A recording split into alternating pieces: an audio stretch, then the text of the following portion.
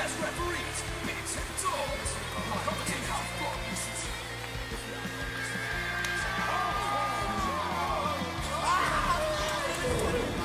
He gets hurt from a flip-flop fight. You take a full wallop in the face, man. Hello! Guess what episode it is? It's number 44. The Real Wrestling Show. And with the Real Wrestling Show, for the Real Wrestling Show, AEW. We're real wrestling fans doing the show for real wrestling fans about a show we love for real wrestling fans. Yeah. AEW. Exactly. And we've been doing this from the beginning of AEW. I do believe we've missed the first Double or Nothing, I think we said. It's Double or Nothing. But we have seen it and we watched it when it happened.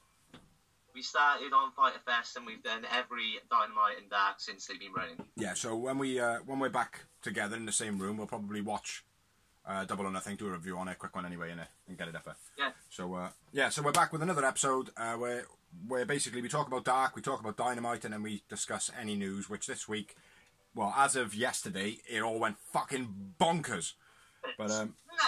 yeah, fucking In a crazy. negative way as well, unfortunately, but Yeah. we'll get onto that later. Well, hopefully it can, negativity, get rid of the negativity, and it brings it back positive the next show. Yeah, exactly. So, we're going to discuss Get on walk. Discuss Dark first. And we had 11 matches, was it? Yeah, I think it was. A lot of matches. Another super show. yeah, another hour and a half watch. Yes. We had two debutants, the Capital Vices, and John Cruz. The capital of what? The Capital Vices. Oh, sounds like you said the capital Vices. Honestly. I was like, what do you fucking... Because I didn't read my notes, like. Yeah, capital Vices, not capital of ISIS.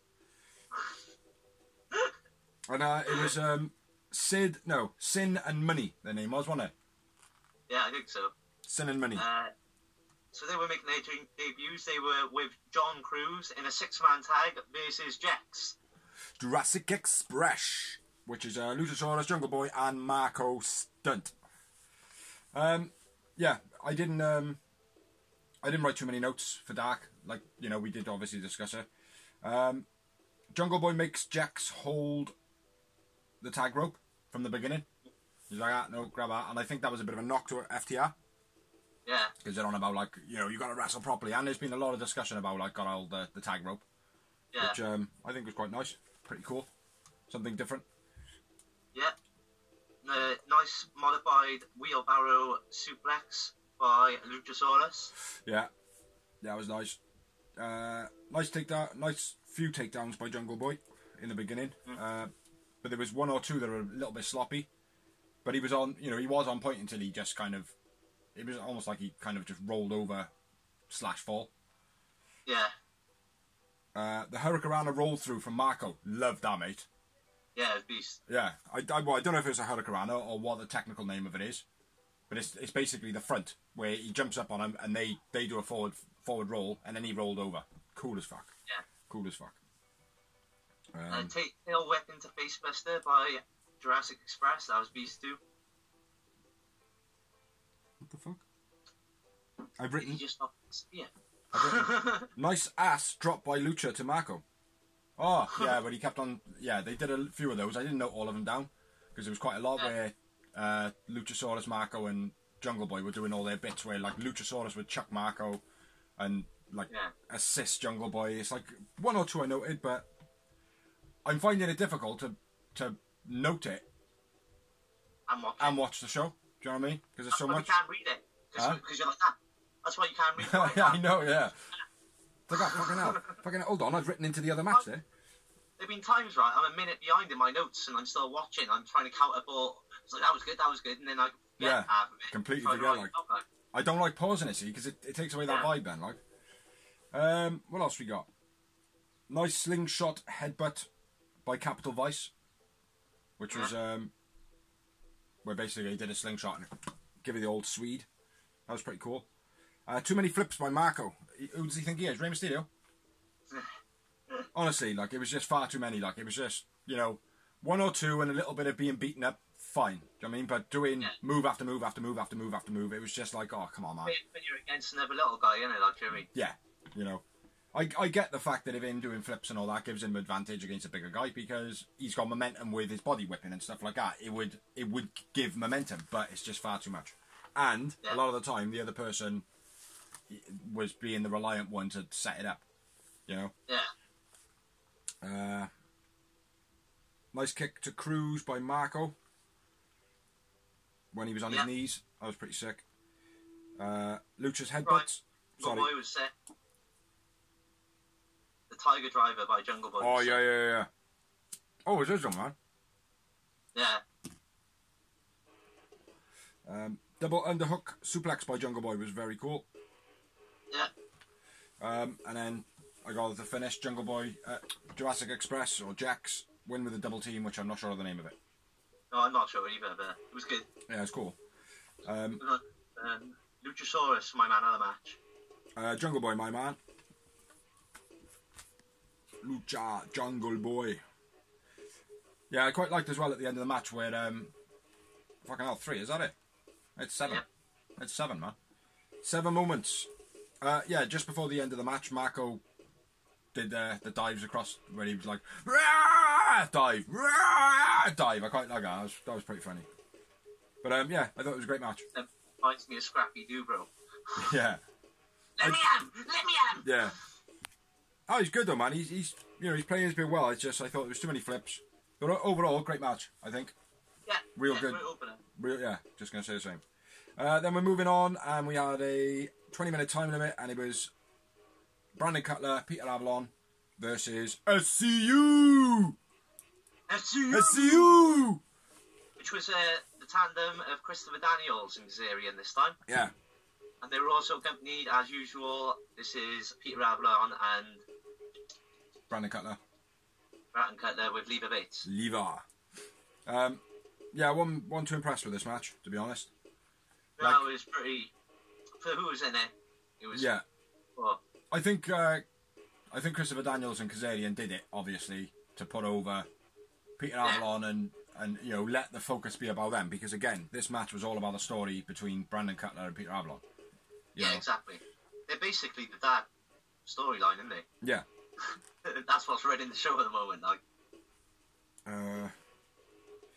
Yeah, again, I haven't got that many notes. Avalon goes at CD at the start of the match. Nice springboard by Brandon Cutler. His springboard thingy. Yeah. That's quite nice. Someone did a gut wrench suplex, which was very cool. Love that. Who? Taz. Yeah. Taz, yeah. Very, very, very, very cool, mate. I loves that move. Lever causes a distraction. But Brandon didn't want to cheat. Yeah. He was like trying to stop her from cheating, and then Peter Avalon takes advantage. Yeah, takes advantage. I think that says awful. Peter Avalon and Brandon Cutler's double team. Awful. Yeah. I think. I was writing stuff so quickly. Storyline, didn't it? Because they're not supposed to be getting on. No, I know. But just still, you know, if their moves are going to be, fuck's sake. If they, if they are, I know they're not a proper team, but they still got to have. If they're going to do moves, they've still got to execute them properly. I appreciate like the whole. Right, we'll go for the Irish whip. All right, we'll go for the leg sweep, and they're both trying to do two different things. I appreciate that. That is what it is. But when they actually do a move, they've got to do it well. You know. CD fucks the foot stomp off the rope. When he has all his arms and he goes to jump on the back of his head, he just completely slips off. Yeah. You got anything? Because I'm just rattling away, yeah? Finished now, bro. Ah. Nice powerbomb neckbreaker by SCU. Just before the finish. Yeah. Which was the Celebrity Rehab. Mm-hmm. SCU! Take the win. SCU for the win. And I went with Kaz, man of the match. I went with Brandon Cutler. And I had 3 moments. I had 2 Yowie Wowie moments. Yeah, literally, I said it before the match. I think this match was literally just for the storyline between Brandon Cutler and Peter Avalon. You know. Side note, I didn't realise that Leva Bates used to be Blue Pants. Yeah. We saw her in the walkabout. Do we? Yeah. I don't remember. I can just remember, bro. Yeah. Have you got the card for it? Have you got the write-up? No. Never mind. Yeah, so, winners of the match, SCU. SCU! See you! Kaz and Cutler, 3-2 moments. Yeah, it wasn't a great match. It was a storyline match. So, yeah. What's the next one we got then, brother? Next up, we had Danny Jordan versus a Big Swole in a 20-minute time limit. Swole.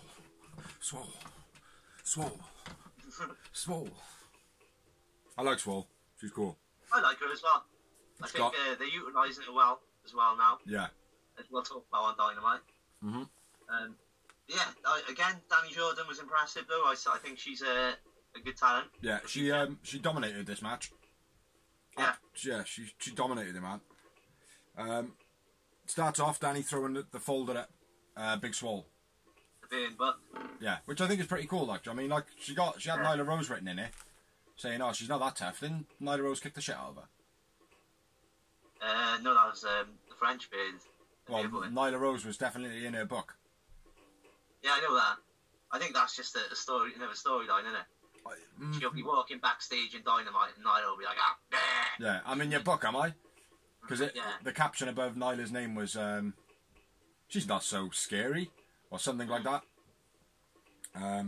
So Danny throws a book at Swole. Swole wasn't too impressed with that. No. Not at all. And then they went into a lot of back and forth rope runs, which I thought that was quite nice. They executed that very well. You know, it's not always easy to like duck down, jump over like 3 or 4 times. Fair enough, once or twice, but consistent. It was good. It was very good. Very intense. Yeah. And then I got a finish. Yeah, me too. Dirty Dancing finish. Yeah. It was wins. What's that? Big Swole wins, and I went with Danny Jordan, my man of the match. Yeah, me too. And I had 1 moment. Nothing major. Agreed. 1 moment. Fucking hell, man. I was expecting that to be half that, and you go, minus 1 moment. I'll give it a rope break. DJ looked good, dominated most of the match. Danny Jordan. Yeah. And then after the match, Big Swole addresses Britt Baker in the camera. Yeah. Basically saying, "I'm coming for you, biatch." Yep. So that was it, yeah. And then we move on to a promo. Leva Bates backstage. And then obviously Peter Avalon and Brandon Cutler walk on as well. And they're falling out, as they always do. And apparently they're not going to wrestle together anymore. According to that storyline. I've not seen anything online. But, yeah. It was okay. You know, it still makes up for the storyline. Like, I don't want him to be... I don't want him to face off too early, though. No, it's going to be like good... I don't want to see it until at least September. Yeah, maybe even later. Do you know what I mean? Like, maybe even Christmas time, like, do you know what I mean? I was going to say, have a Christmas... Be the Christmas present. Yeah, like, both of them... Each other, you wins. Or both of them rock up a Santa or something like that, and they're like, "Oh, I can't believe you wore the same thing as me," like. And then, obviously, have a bit of a pushing match. Santa v Santa, do you know what I mean? Don't think it's ever been done, is it? Probably. Not in AEW, though. Ba-boom! So, anyway, moving on. I think it was a 20-minute time limit. Yep, your way. And it was another debut, and it was David Alley versus Lance Archer with Jake Roberts. Jake Roberto. Yeah, Jake the Snake, for those of you who don't know. Archer destroys Alley. Yeah, gives him a free shot to start. Yeah. And then hits him with a big boot. Yeah. Yeah. Overhead choke down. That's beast. Yeah. Loved the throwdown he did. When he sent David Alley onto the ropes, and then when he sprung off, he threw him down at the floor. Yeah. Oh, I thought that was wicked, man. Again, something very different. You don't see it in the other companies, like. Yeah, exactly. Big running splashes from Archer. They were very, very, very big. You know, they looked like a lot of weight behind it. Yeah. Yeah, Ali caught in the corner. Jumps off the corner. Archer catches him and dumps him. Yeah. Blackout. It's a blackout. Yeah. Lance Archer. And then lifts the pin up. Well, yeah. And then he goes for the EBD claw. Is that what that's called? Yeah. I wrote slamming his head on the mat finish. That's what I've been writing the last few weeks. Honestly, right, when I'm trying to write stuff down, because I'm trying to pay attention, I can't think of the names of stuff like a lot of the stuff, right, on Dynamite, I was like, Russian leg sweep, Russian, like none of them were a Russian leg sweep. Do you know what I mean? I know, mate. I get it all the time. Like I see it, and I know exactly what it is, and then another move will happen, and I'll be like, fuck. Oh, what was I going to be? It's something simple like a power bomb, but I'm Yeah. like, fuck, what was it? Fuck, Like, fuck. scoop. The match is still going on. Like, A scoop slam and a body slam, I always, like, when either one happens, like, I'm like, right, which one was it? And then I've forgotten then. It's gone. But, yeah, the EBD finish by Lance Archer. yeah. Lance Archer, man of the match, obviously. And I had 2 moments. Just the one, brother. Just the one brother. Sorry, I actually Craig. got two, man. Sorry, Craig. Yeah, chokeslam to Ali after the match. Yeah. I quite liked the look of David Ali. I thought he looked pretty decent, but he obviously didn't have a good enough opponent to be able to. An opportunity to shine. You know? Yeah, not in the wrestling ability, like. But yeah, he had a bit of a presence to him. He sold well, and that's what, you know, if you make someone like Lance Archer look good, you've done your job. So. Exactly. Yeah. Exactly. So moving on to the next one. Which was Musa and Sean Dean versus a new popular tag team, Joey Janela and Sonny Kiss. I love how they say it's a new, like they are, like, oh, this team that's now formed up, blah blah blah. It's like they haven't just teamed up; they've been tagging for weeks on that. Yeah, I know. Do you know what I mean? Like, so yeah, very cool. This one, very good match. Sonny Kiss stood out like a sore thumb. He does in every match, bro. Yeah, I suppose he does actually. He's had quite a lot of man of the matches in for me. Yeah. Do you know what I mean? Nice bridge. There's no one like Sonny Kiss. You can't say, right, here's Sonny Kiss, name me a wrestler like him. Goldust. Any female wrestler. Yeah, exactly. That's what I'm Do you know what I saying. mean? Yeah. Let's get into it then, man. What we got? Nice bridge into the kick where he folded back like Penelope does, like in the Matrix type thing, and then flicks over and boots him. That's very cool. Unique again. Something you don't see in other companies. The balanced payday, I suppose, isn't it? Yeah, yeah. Double team by Sonny. Do you know, I hate that they haven't got a name. Because it's like, the double team by Sonny Kiss and Joey Janela. So long to say it, like, do you know what I mean? We call him Janela Kiss. Janela Kiss, yeah. Yeah, Sonny's like leant over the back of I'm not sure who. Oh, I can't remember who it was. Might have been Sean Dean, and he had hold of his face like kind of in a camel clutch thing, and then Joey Janela comes in and boots him. That was quite nice. Drop kicks him. That was cool. Nice dual missile drop kick by Sonny and Janela. That was very nice. I feel like I'm just doing all the talking here, bro. Because I haven't got any notes for it, bro. Oh. My next note is Lance Archer runs down to the ring. Yeah, comes back out and then Jake chucks him. So no, blah blah blah. Yeah. Tilt-a-whirl backbreaker by Dean landed very high. Landed very high on that one. Double stacked back splash, something. I have not got a clue what my fucking notes say, man. Oh, yeah. Musa and Sean Dean were stacked on top of each other. Yeah. And then, I think it was Janela. There's like a backsplash, running backsplash. Yeah. Thought that was good as well. Sonny heel kick is an absolute fucking beast in the corner. Yeah. Where he does that front flip, douche heel. Very, very cool. Janela's dive was very cool as well. Which I'm not too keen on the dives, but Janela always seems to chuck out a nice dive out the ring. Yeah, he looks ECW when he does it. Yeah, he looks like a real person doing it, like, do you know what I mean? Rather than like jumping and doing this or doing that. Like, he just fucking jumps like, have it. You know what I mean? The only person I think who does the better dive out the ring is Darby Allin. Yeah. And that's because he literally just fucking jumps into you. It doesn't matter. Yeah, it doesn't matter what he connects with, like. Yeah. Yeah, and then I got the finish of the match, which was Sonny. Top rope splits. Yeah. Fair play. What the fuck? So Sonny Kiss stands on the top rope, and then literally falls off the top rope into the splits over another wrestler. Which, how his balls do not fucking explode, I do not know. Don't know. Sonny Kiss, man of the match. Janela for me, bro. Really? Yeah. Okay. Well, my note on that was Janela was stale as fuck. I thought he was so stale in this match. Like, it was almost like he had to cheer himself on a lot of the time in the match. You know?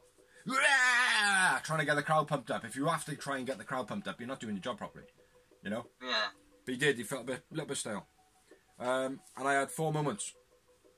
I had 2. 2 momentos. So Sonny Kiss, Joey Janela win the match. But they were always going to, because they were against Musa and Sean Dean, who are the enhancement talents. Yeah. Then we had another 20-minute time limit. And it was a debut of Red Velvet with Kenzie Page versus Brandy and Ali, who were accompanied to the ring with Dustin and QT Marshall. Yeah. Ali fight. It was alright. Yeah, it was pretty good. Like Ali playing the dirty role, obviously, the jealous, paranoid freak. The money stealing whore. I think she's doing it well, man. Yeah. I think it's all working pretty cool, like. At least they're doing something with it, bro. Like you said, with the Butcher and Blade, for me, it was a wasted talent. Like, I mean, it was like they were killing them momentum. Like, I think it's still going to link in, mate. I hope it does, mate, and I think it will as well. Yeah, it should do. It was like just coming down to the ring, being a voice piece wasn't doing enough. Like, you know what I mean? Well, she wasn't talking enough anyway. Exactly, that's what I'm saying. Such a waste of talent for someone who we know can entertain. She worked wonders and impact, like. Well, with Britt Baker being out as well, like, you know, there's a spot that needs filling by somebody who's kind of, you know, a bit more experienced, I suppose. Yeah, definitely. Back to the match. Yeah. Nice swinging neck breaker by Ali. Yeah. I thought it was pretty cool how Brandy hit Rhodes' drop down punch. Yeah. Drop down to her knees. I thought that was pretty unique. Brandy gets pushed into Ali. Ali feigns an ankle injury. Suplex by Kenzie. It's quite nice. Have you got any notes on it? Mate, I've got like 3 notes for every match. That's fine. We'll say them then, man, because I got 5 or 6. Because I'm just literally talking the whole time, man. My next one is Ali gets knocked off the apron and feigns an injury. Yeah. Oh, well, that's... Then we got Ali make... Say that again. It broke. Huh? It broke down then. The internet went all bonkers. What was that? Broke down. Yeah, what'd you say? Yeah, mine did too. Ali knocked off the apron and feigns an ankle injury. Yeah, got that. Then Ali makes the blind tag after Brandy does all the work. Yeah. Well, couple of other things. Nice suplex by Kenzie. Nice sling blade by Brandy. Very cool. She executed it very well, I think. Ali, yes. She looked good in the ring again, Brandy. Like I said, that last week was a blip. She just can't do the stunner. I don't think it's like she can't do it. Like I said, she looks not so enough practice. She what? She looks so petite and thin that when she does it, she looks like she'd snap. Yeah. Like, I mean, with it. Yeah, I see what you mean. Like, yeah, Ali takes a slide tag and steals the pin from Brandy. Yeah. Which Brandy doesn't even try and like push her off and get pissed off or anything. Like, she just accepts it. Yeah, but it was a good storyline, good storytelling. Typical. I've seen this storyline before, but it was done well. After the match, Brandy pushes Ali in disgust. Yeah. I ain't playing that shit! One of those. Yeah, I think Ali playing the attention-seeking, jealous type, pretty cool at the moment. Yeah. You know, being very possessive over QT. I think it's the best she's been utilised in the company so far. Mm-hmm. I always quite like the hiya, hello. I always like a dipsy bit, like, do you know what I mean? I've always liked Ali as a dipsy blonde, like, do you know what I mean? Well, I thought they were going to run with that, like, especially with, no disrespect to the women's division, it is weak with, like, when it comes to, like, star power and experience. Yeah. And Well, Ali's got both. Yeah, she has. Not saying she's not a veteran, but she's proven she's a big time player just from her impact stint. Yeah. Like, she's not the greatest performer. She's not the greatest wrestler. Like, performer's the wrong word, because she can perform, but she's not the greatest wrestler, but she's come on massively, like. Yeah, exactly. You know? Cherry Bomb, she was called, wasn't she, before? Yeah. Yeah, exactly. She was quite big on the independent scene, so... Yeah.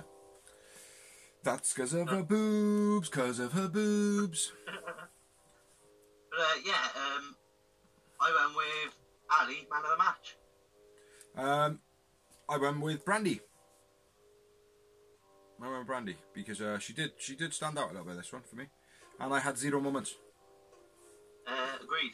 And just to point out, Red Velvet didn't get a single note. What do you make of her? I didn't really notice her. She looked like Brandy. She looked just like Brandy, mate. It's like, as soon as we seen her, I was like, she looks like someone. And you're like, oh, the fuck is it like? And then she turned around in one angle, like she got tagged into the match, and the miss was like, oh, it's Brandy. I was like, what are you on about? She's like, looks like Brandy. And I was like, oh, fucking hell, yeah. But yeah, she looks like Brandy. That's probably why she didn't get... Unless some of the notes that we did on Brandy were actually for Red Velvet. Who knows? I only had 3 notes in it, and one of them was it's Red Velvet's debut, so...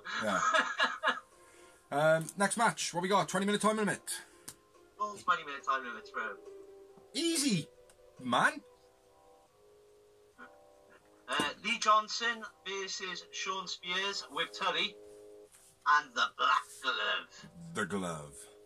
The claw! Kind of got a black glove. It's an AJ Styles win. Well, that's kind of grey, guys. The front's black. So I thought you were Sean Spears for a second then. But a much, much, much, much uglier version, obviously. Yeah, Spears has the glove. Spears, very clinical to start off. It must be the glove. It must be the glove! Glove, glove! Ta-da! I've lost my notes. I'm literally reading Ali's ones again. There we go. Nice arm takedown by Lee to Sean Spears when he kept on like kind of blocking him. And then when Sean Spears was trying to grab him from either side and underneath, he kept on like stepping back. Which, again, Lee Johnson, right, I gotta be fair, quite like the guy. I think he's got a big future.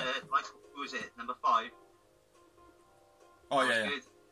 Alan Angel. Yeah, I think he's on the same sort of path. Mm-hmm. Yeah. Lee Johnson, he impressed me. What else we got? Lee for the dive. Oh, Lee goes for the dive and Spears hits him with a big elbow. On the outside.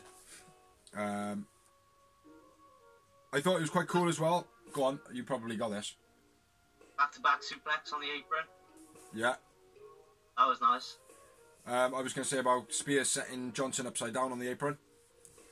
Yeah, I did see that. Yeah, and then hitting him with a big boot, man. That was very cool. Like, the big boot was still to his face while he was upside down. Like, that looked very, very impactful.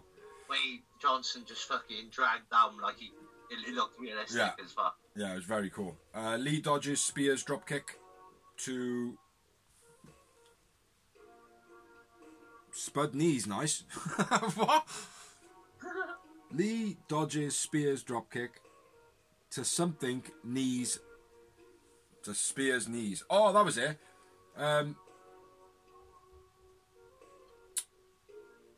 Lee does a dodgy spear, one amazing, and then he does a drop kick to Spears' knees. He drop kicks his knees and then something I can't remember, man. It was cool though. It was very cool. Spears ducked the lariat in the corner. Yeah, I've got the finish now, so that's why I'm not saying nothing. That's all good. Spears ducked the lariat in the corner, like, except for I don't think he did duck. I think he misread what the move was going to be. Whereas Lee Johnson went for a lariat uppercut. Spears kind of crouched down and just kind of took almost like a running knee strike, or like a thigh strike type thing. But yeah, that was weird, man. Spears sharpshooter finish. Yeah. With the eyes. The eyes. Eyes. I like that, man. I think that suits him, just going into that daze, like. Yeah, definitely. A bit like Brody Lee when he was in WWE. But I didn't understand what the point of this match was, really. Was it to put Lee Johnson over? Was it to put Sean Spears over? It was to make Sean Spears look different with the glove, wasn't it? That's what the glaze was about at the end of it. Well, for me, the match went on far too long for Sean Spears to take anything positive out of it. Yeah, because, like, I'm not being disrespectful, but yeah, they're nobodies, isn't they? Yeah. The problem, like. Yeah, he should have. They did the same last week, bro, with Moxley. Like, you mean when he was fighting Robert Anthony. Yeah. Yeah. And, like, you know what I mean? I'm not dissing Robert Anthony, but the AEW World Champion, you should be squashing him in 2 minutes, like. Well, not necessarily, mate, because they actually did come up together, like, do you know what I mean? Just in different paths. So they've both got the same amount of experience. Different paths. Moxley's a fucking G, and this other guy we never heard of before. No, you never heard of him, but for Moxley, mate, for where Moxley come from, that was one of his first, like, competitors that he would go out. Like, if someone said, give me some of the, like, people in your past that, like, have never seen the light of day that you thought were awesome, like Robert Anthony. Yeah. He was a guy that literally we trained together, we brought, because that's the respect he got for him, you know? Yeah, okay. I know me and you didn't really know about him, but I don't know. Like, for me, seeing him again this week, I think his experience shows, you know? Yeah, it does, but like I said, if you're the AEW World Champion, you should be squashing somebody. Doesn't matter who it is. If you haven't heard of him, the AEW World Champion should be squashing him. Well, you could say that about what was his name that does Tour of the Islands? What's that Samoan guy that come in for that one match against Mox? Oh, Jeff Cobb. Jeff Cobb, yeah. I didn't know him. I would expect Mox. Yeah, but mate, like you don't know him, but no disrespect, you don't know independent wrestling. Yeah. I knew him well from Lucha Underground and ROH, and also he was around in Japan and other places. Well, I think you should have a look at Robert Anthony's history and see where he's been before you say. Because I don't know, he might not have been anywhere back, do you know what I mean? But anyway, we're getting off the subject. Yeah, Spears man of the match. Yeah. And 2 moments. Agreed. Excellent.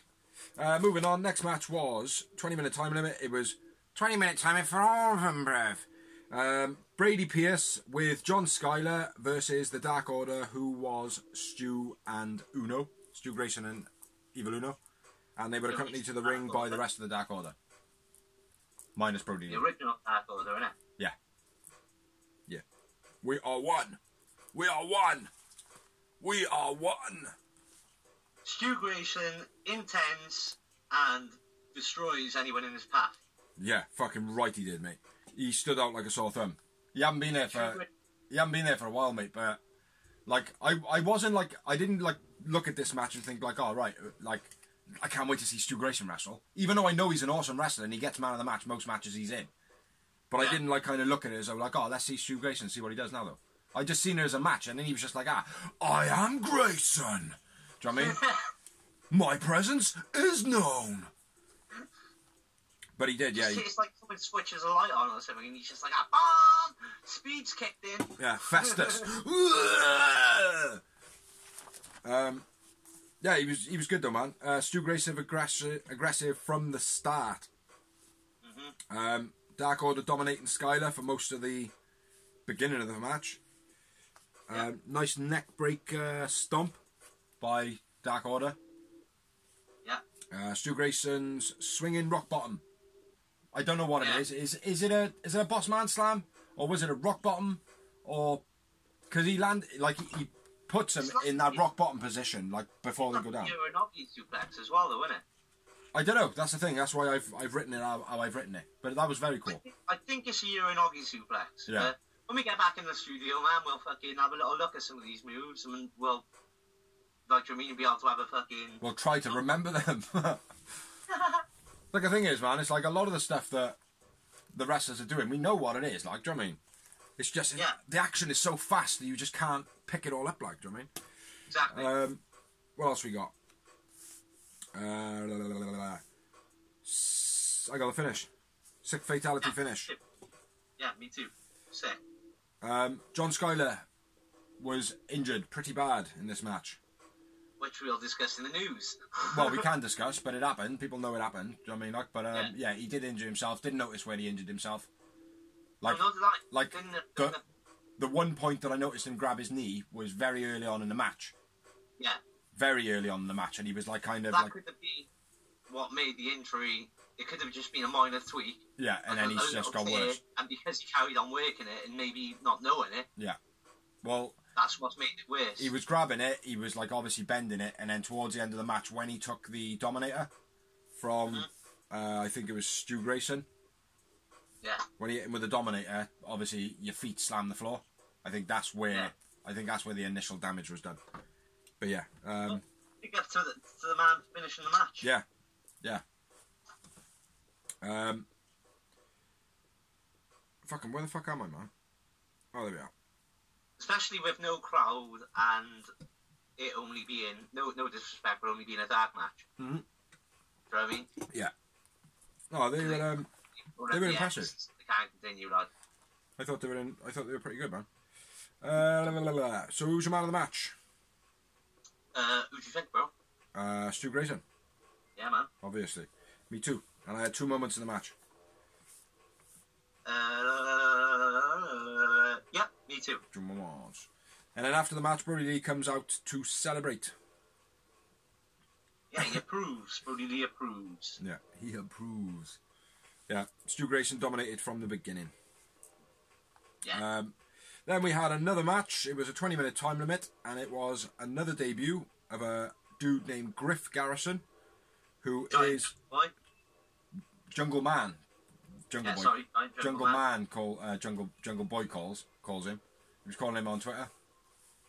Yeah, Jungle Man, and there was a bit on BTE about him as well. Yeah. Did you see BTE? Yeah, I've watched BTE. What do you think of the beginning of it? Yeah, it's funny as fuck. The beginning? Yeah. Well, the beginning was weird as fuck, mate, with Nakazawa on the shitter. Yeah. I'm bleeding! So am I! It's just fucking weird. Yes, Griff Garrison versus Jimmy Havoc. Yeah. Jimmy Havoc's been on fire for weeks. Yeah, he has. Every time he's in a match, man. This one, I didn't feel like he was his usual self. Yeah. Maybe because he knew there was something coming online up about him in a few days' time. Could have been. Could well be, mate. But honestly, I didn't feel like he was his usual self in this run. It just destroyed him, mate. Well, we'll have a look. Havoc stamping on his arm. Havoc, nice control of the wrist as usual. Nice double stop where Griff Garrison runs at him in the corner and Havoc puts his feet up and then stomps on him onto the ground. Yeah. Griff chucked into the rail looked pretty hard. Big elbows by Griff. They were like very noticeable as well. Griff Garrison reminded me of someone who would like a Matt Riddle type guy, like who's fighting and just to get that fucking opportunity. Do you know what I mean? Like, so when he was doing his moves, he looked like as though he was making himself as big as he possibly could to do his moves. Like, he impressed me, man. Yeah, he's alright. Havoc choking him with his own hair. Yeah. Nice Death Valley driver by Havoc. Big leaping lariat by Griff. Havoc took by elbow wrap. Don't know what that says. Sink to sorrow DDT finish. Yeah, no, it was it was good, man. It was like I said, Acid Rainmaker into Fisherman DDT by Havoc. Beast, mate. Havoc was still on fire, mate. I love him. I think. I've always been a fan of Havoc, but since he's been in AEW, I just feel like he picked up his game and he's just more intense. He's got a real good look about him, Jimmy Havoc. He's always had a good look about him, but for me, like, in ring, it just seems like he's got more aggressive all of a sudden. Yeah. Yeah, who's your man of the match? Havoc, yeah? Yeah, man. I went with Griff Garrison. I thought he did real well in this. Like I said, Jimmy Havoc didn't shine at all in this one for me. It was a good match, but Havoc was not his usual style. And end of the match, Havoc was bleeding from his mouth. Yeah. And he fucking gripped all his blood and did that fucking minging twat. 3 moments for me. Fucking hell, bro. Really? I've gone higher than you for once. I've gone with 4. Fucking Yowie moments. That don't happen, like. So, 2 more matches. We have the next one, 20 minutes, and it was Skylar Moore vs Penelope Ford. Super sexy. With Kip Sabian and Oscar the dog. Yeah. You didn't sound impressed then. No. Dog's cool as fuck. There's only one thing that impressed me in this match, to be honest, and it was the actual win. My first wrench suplex by Skylar was good, I thought. Yeah. Then Ford kills Skylar with a super stunner. Yeah. Stunner was beast. Fair play, she fucking nailed that. It was beast. Oh, you on about the one where she bridges? Huh? You on about Penelope Ford where she bridges and then comes back up for the cutter?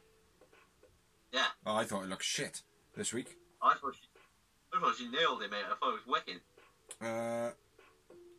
The rope guillotine by Ford was pretty cool, where she like kind of put her arms behind and then bounced off the ropes and pulled the neck up. That was cool. Shit springboard cutter. Absolutely fucking terrible. I don't even know who did it, mate. I didn't write a name next to it. It was fucking shit though. Okay. Like the step through. It must have been Skylar Moore. A step through cutter. Thought it was fucking shit. Fisherman suplex pin for the finish by Penelope Ford. Yeah. Penelope Ford, my man of the match. No, I wasn't impressed at all. Ford vote for me as well. And I only had 1 moment. I had 2 moments.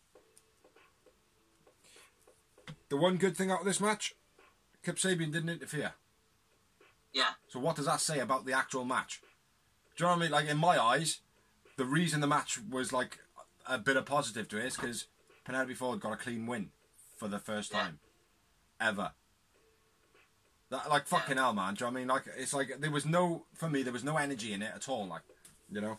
No, it wasn't. It was very Ford. flat. But anytime I think, mate, it doesn't help with the amount of time. By this time of the show, I'm fed up. Like, I mean, of that. Yeah. Because there's nothing. Like, there's a couple of storylines on this show which we've already discussed now. Mm-hmm. So they're out of it. So the rest of it, and there's no breakup in it. Is there? It's like, right, that was a great match. Now we're moving on to so and so versus blah blah blah. Well, the talk is it's going to become their second show. Like, do you know what I mean? Like, and it does seem to be developing into something more. But yeah, the whole let's move on. I know we do it on yours to keep our times down. Like, do you know what I mean? Like, but we have to cram in whatever they cram to us. Do you know what I mean? Like, so it's difficult for us. Like, you know.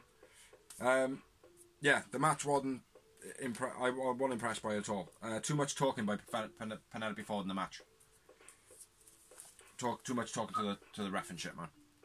Yeah. And then we had the mini-main event of the evening, which was Robert Anthony versus Scorpio Sky. Yeah. Too cold Scorpio. SCU. I said SCU. That's all right then. We got a crowd. Robert Anthony vs Scorpio Sky. Cold Scorpio. Scorpio Sky. Nice technical work to start by both. Very back and forth, very even. My next note is Austin Gunn heckling Sky and... Well, not heckling Sky. He was like cheering for Sky, and Robert Anthony was like, "Oh, I'll kick your ass and your old man," and shit like that. Bit of heckling going on. Big shoulder tackle by Sky. Yeah. Lot of pace to it. Nice rotating suplex to Sky off the ropes, which was like it was weird, man. The way he did it to Mox as well. We pointed that on Mox match, but the way he does his suplex, like he kind of spins it around, man, it's cool. Big drop kick by Sky. Yeah. Death Valley Driver by Robert Anthony was sick. Yeah, very nice. I was. And finish of the match.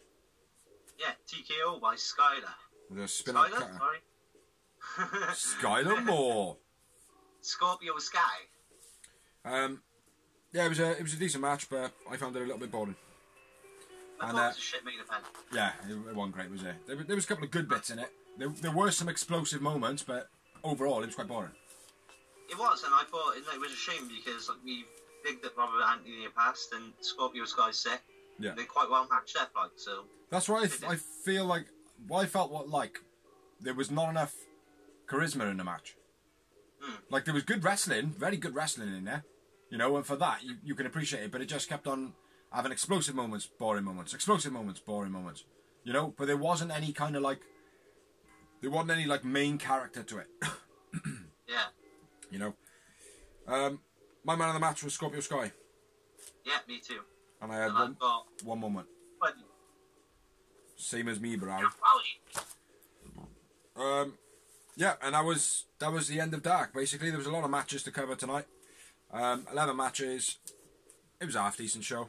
It wasn't amazing, but like the problem is, mate, 11 matches straight up. It's too many. When two of them are only two of them are storylined, and most of them were like, and we know the pandemic's going on, but most of them were like a main guy against a greenhorn. Yeah. It was just a bit dry, man, for an hour and a half again. It is, man. 1 hour and 36 minutes. I think I would have enjoyed the show if they had split it in half. Yeah. Put one on Monday night and one on Tuesday night, maybe. Possibly that could work. The only problem is, no, man. It's still more wrestling to watch, on top of other wrestling to watch. Do you know what I mean? Like people, like I don't watch all the wrestling because I can't fathom it all. Do you know what I mean? Like. It's like I like Impact. I do like Impact. Like I don't get to watch it enough because we just don't have time at the moment. Like, do you know what I mean? Like, and AEW, you know, they are the ones I watch. I don't watch Raw. I don't watch SmackDown. I can't be bothered with them. I don't watch NXT. Do you know what I mean? Like, so it is hard to whatever you do to watch it. You know, I'm a hardcore fan, right? And no, I know. NXT, yeah. Yeah, there's a lot of it, man. There's a lot of it. But yeah, that's Dark done with. So moving on to Dynamite. Dynamite TV, which is, you know, that's what we're all here for. It's my fucking favourite TV show of the week. Yep, it is mine at the moment, as probably a close with Naked and Afraid. Cool. Don't know what that is, but it's naked people put in a jungle with a knife and a fire starter and live for 21 days. Fucking awesome. Fair enough.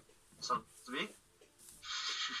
Again, the show started off with fire. Not literal fire, but a brilliant start to the match, to the show. And it was a 60-minute time limit because it was a tag title match, and it was Hangman, Adam Page with Kenny Omega, who are the tag team champions, and they fought QT Marshall and Dustin Rhodes. Hangman Page. Yeah, it was good. No entrance on my end, anyway. Oh, it was Kenny. On my end, I didn't get an entrance for. I don't know what NN is. Natural Nightmares or Hangman. I just had Omega's entrance and the others were in the ring. I'm not sure because I was making a cup of coffee. Oh. The dedication. I think I did. I haven't written it, so I'm pretty sure because even though when I'm making a coffee, I can still see the TV. I didn't even get the entrance music, man. Yeah, I'm sure I did. Yeah, Fight TV, bit sloppy this week. Yeah, do you want to start it off, bro? The Stin top rope Hurricanrana. Yeah, 2 of them. Yeah, that was beast. Yeah. And then I'm down to the Dustin accidentally catches Kenny with his knee in the corner. Nice Do you know drop what I kick to mean? When Heyman. he tries to leapfrog him. Yeah, I know where that is. Like, Kenny going for the one-winged angel. Dustin bumps heads. Dustin 2 big hurricanranas. Good back and forth. Some nice reversals between Dustin and Kenny. Nice drop kick to Hangman by QT. Kenny double sledge tag, where he jumps off and gives you the old bang. I'm not sure where you are with this now. I've lost my thingy. this QT unique vertical suplex. I know I got it somewhere. Yeah. He like spins when he does it. Yeah. I like that. It looks real nice. Similar to one of the other guys on Dark. Yeah. Britt Baker sending Tony notes via string. Yeah. That's cool as well. It's got a pulley system. Wait, hold on. I know I've got that. There we are. Right, I'm up to date with you now. Dustin pulling Kenny back to the ground where Kenny was like... Did you notice that? Kenny was like trying to get up and Dustin pulled him back into the position he was supposed to be in. Again, Kenny must have forgot a spot in the match. Yeah. But yeah, he went to get up and Dustin literally just fucking dragged him back down. So that was pretty cool. Yeah. Kataro Crusher by Kenny, he does that beast. Yeah. Dodgy flapjack by Dustin to Kenny as well. It wasn't dodgy, he didn't land dodgy, threw him up high, but then it looked like he was coming down on a high angle and he wiggled himself over. Yeah. But he stood up. Great big slam into moonsault by Kenny, that was beast. Love that. Hangman's clothesline to QT was fucking sick as well, man. Oh, mate. Hangman is one of the beastie clothesline guys Yeah. at the moment. Oh, mate, that had so much energy in it, like, so much energy. QT Marshall was in a pin, Brandy shouting some advice. Kick out! Great advice. Great advice. Hangman cheap shot to Dustin. Dustin's gears ripped at this point on the back. Yeah. That was his picture on here of Natural Nightmares. Yeah. Yeah, Hangman hits Dustin with a cheap shot. Yeah. At one point. Which... Yeah. Like, I kind of understand it with Hangman. You know? But, yeah. Kenny had... Head looked like close to... when Dustin hit Kenny with a snap. The snap. Scoop slam. His fucking head, again, was like that, close to the floor, mate. Dodgy as fuck. Yeah. If they catch their forehead, mate, it's going to snap their head, like... it ain't ballet, brother. It ain't what? It ain't ballet, brother. Yeah. QT springboard, rope move, whatever it was, fucking terrible. Absolutely slow. It was... No, it wasn't. It was he did a front flip into the rope, then he bounced back off like a female would do, where they do like a bounce over a back and then he does a kick. He does like the payday. Maybe, yeah. It was fucking terrible, man. Fucking terrible. Yeah. Dustin front flip off the top rope onto both. That was pretty cool. Yeah. QT top rope uppercut. I don't know. Some weeks he does it good, other weeks it's awful. Yeah. And QT hits a nice diamond cutter. I'll give him that. And when I say diamond cutter, I mean diamond cutter, not cutter. He done it like was it a diamond cut? Was it the one that Kenny blocked? No. One before. No, he goes for a diamond cutter, but Kenny catches him in the back dragon suplex. Oh yeah, no, that one is later on. Yeah. Nice bounce reverse moonsault by QT. Don't know what that is. Bounce. I'm not sure what that is. But he missed it anyway. Powerbomb to QT by Hangman. Elbow slammed. Oh yeah, when he got powerbombed, his elbow was out, man. Yeah. Almost like he took shock to his shoulder. But, yeah, and then I got the finish. Ali comes down then, which means QT misses the moonsault. Assisted German by Kenny and Page. That's a sick move. Love that. That's what That's what the nice bounce reverse moonsault by QT is. When he goes up on the ropes, bounces on the ropes, go on there, and then does it over. I couldn't think for the life of me what it was until you said Ali come on. Which I've got it written right there. Right there. Powerbomb, then knee to the back of the head by Page and Kenny. That's the one I was talking about with his elbow. last call by Hangman and Kenny. Hangman and Kenny win the match. And for me, I went with Kenny Omega man of the match. Let me find my pen. Because it is gone. My man was QT Marshall. Yeah, QT. And I had 6 moments. What do you have? 4. Yeah, the match slowed down right at the end though, man. Like, a lot of energy, and it just fucking fizzled out, like. But again, great opener. Yeah, brilliant opener. Yeah, moving on. Then we had a promo, basically making a big thing over Anna Jay. Yeah. Like, just seems to be all over Anna Jay. All social media has been about Anna Jay this and Anna Jay that and Anna this, and then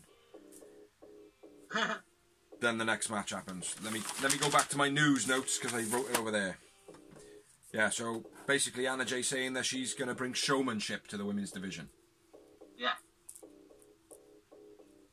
It was a 20-minute time limit. Anna Jay versus Abaddon. In a squash match! Yeah. Abaddon's Dynamite debut. Yeah, it was strange, wasn't it? Her entrance was fucking awesome. Abaddon's. They did that real cool. Everyone's been raving about Abaddon since she made a debut on that. Yeah, but why make a big fuss about Anna Jay though, eh? That's what I don't get. Anna Jay, next big thing. Confusing. It was very confusing. They promoted the hell out of it. Yeah. And then she gets her ass kicked. But at the same time, it gives Abaddon a good thing and Gets people talking. yeah. Yeah. But my notes literally go, Abaddon, entrance, awesome.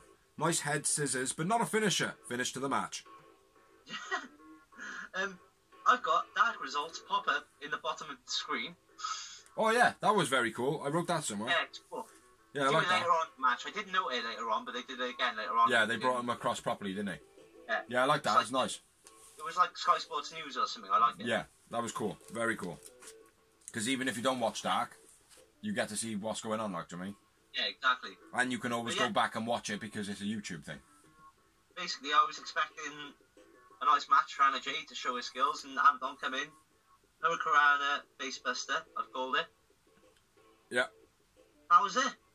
Abaddon man of the match. Yeah, me too. Squash match. 0 moments. Yeah. After the match, Dark Order come out for Colt. Gives him an envelope, which looks like a contract of sorts. And then they help Anna Jay to the back. Like a good bunch of Dark Orders. Yeah. And then going back to my notes. I liked it. Yeah? Because, you know, gave a reason for Anna Jay to join them after being promoted like that. Yeah. And losing like that. Yeah. So it Definitely. made sense. And they need a chick in the group. They Yeah. do. This strings nice not Abaddon though as well. Not really. Not really, because she's not, I don't think she suits the Dark Order. Like, just because they call her the Dark Order, she's a bit fucking, I wouldn't call her the Dark Order, I'd call her, like, the Ring. Yeah. Or something. Decay. Maybe Decay, like, it's a bit more up there, you know what I mean? Yeah. Maybe more Jimmy Havoc, Darby Allin, that type of person, rather than the Dark Order, you know what I mean? They're more of a group than a cult, you know? Yeah. But anyway, moving on. No more promos, I don't think. Nope. Next match. 20-minute time limit, and it was MJF accompanied to the ring with Wardlow versus Billy Gunn. Mr. Ass. Billy Gunn! Mr. Ass. Making his... Oh, you didn't know? Oh, you didn't know! Your ass better call somebody. Your ass better call somebody! Where was I at? Yeah, Billy making his Dynamite debut. Mm-hmm. Which I'm quite surprised at. Was that his Dynamite debut, was it? It was his Dynamite debut. Oh, fair enough. Indeed. Um, You better call somebody! me for. Fair enough. Hello? Oh yeah? Yeah. You bellend. Just an ass, man! Yeah. Billy Gunn's Dynamite debut. Accompanied to the ring by his sons, and one of them disappeared like a fucking Harry Potter magic trick. I had a lot of notes on this one. Billy hits a beastly big boot and gets a 2 count. Yeah. Stalking MJF to start off as well with his 2 strides across the whole fucking ring. MJF walks off down the ramp like a pussy. Yeah. Billy brings him back on his shoulder. Puts him in a ring. MJF goes to rope choke him. Billy sees it. Gets back in the ring, and then MJF does a whole backing up into him, blah, blah, blah, blah. Pretty cool. Yeah. Billy goes for the famouser, blocked by MJF, and he goes for his knees. Yeah. That's the turning point of the match. Yeah. Billy goes for the knee, chop block on the knees by MJF. Then Wardlow attacks Billy's leg around the ring post while the ref's back is turned. I got loads. MJF saying to Austin that he's going to retire your dad. I'm going to retire your daddy. I thought it was pretty cool. A bit of a stupid reaction though from Austin when Wardlow did get involved. He's going, I don't know what's going on, or so he said something and it just didn't make any sense to me. It didn't make sense at all. Like, but yeah, then MJF has Billy locked up in a submission move and he's holding the ropes, and Aubrey Edwards kicks the ropes. Then it's what you were saying then. So back to the Wardlow bit. Yep, he attacks Billy's leg around the turnbuckle, around the post even. Then Billy comes back with a nice tilt-a-whirl slam. Yeah. He's always done that well. Always. Yeah. MJF goes for the famouser. Yeah. But goes into his own famouser. Yeah.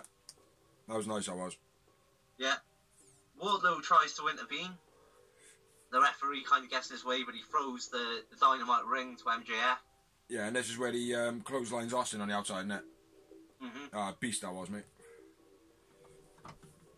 MJF uses the ring the Wardlow threw into the ring to whack Billy in the face.